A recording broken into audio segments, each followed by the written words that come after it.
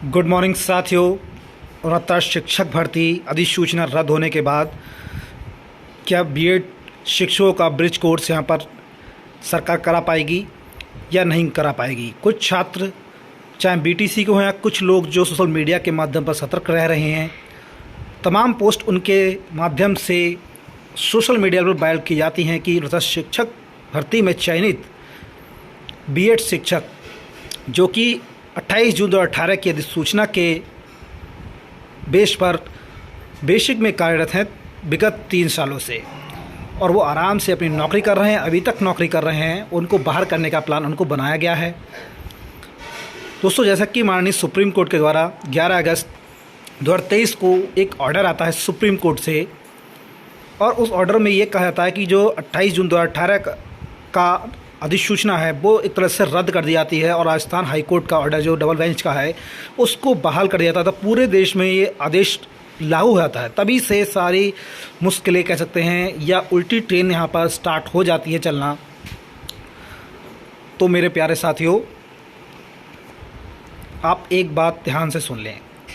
10 शिक्षक भर्ती में 3 सालों से बीएड के शिक्षक कार्य कर रहे हैं और कार्य करते रहेंगे।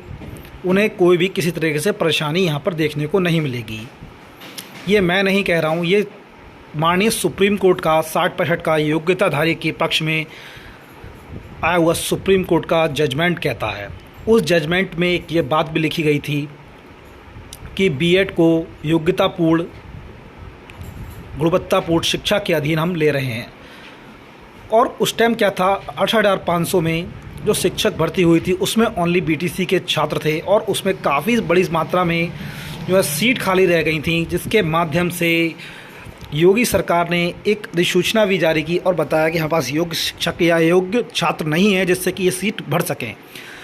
जैसे ही 69 शिक्षक भर्ती आई और योगी सरकार ने एक गजट जारी करते हुए बीएड छात्रों को प्राथमिक में शामिल किया। 28 जून 2018 को जो गजट जारी हुआ उसके बेस पर जो बीएड के छात्र थे प्राथमिक शिक्षक भर्ती में उत्तर प्रदेश सरकार में बहाल कर दिए गए। उसके बाद 69 पद आते हैं और चयन होता है, और 4,10,000 छात्र बैठते हैं। बीएड और बीटीसी मिलाकर चयन होता है कम से कम 45,000 के आसपास बीएड शिक्षकों का, और 24-25 के हज़ार बीटीसी शिक्षकों का। सबसे अधिक मात्रा में जो है बीएड के शिक्षक कार्य हैं 69 शिक्षक भर्ती में। लेकिन दोस्तों, जो सच है उसको टाला नहीं जा सकता। बस आपका एक वीक पॉइंट यहाँ पर नज़र आता है, आपको कार्य करना पड़ेगा ब्रिज कोर्स को लेकर। ब्रिज कोर्स एक क्या है? तो ब्रिज कोर्स आपकी जो अधिसूचना आई थी उसमें स्पेशल तौर पर लिखा गया था कि आपका जो ब्रिज कोर्स है नियुक्ति के 6 माह के, या कह सकते हैं 6 माह का ब्रिज कोर्स 2 साल के अंदर अंदर करना अनिवार्य है। ये बहुत महत्वपूर्ण बात आपको बता रहा हूँ, ये बात पॉइंट नोट कर लेना।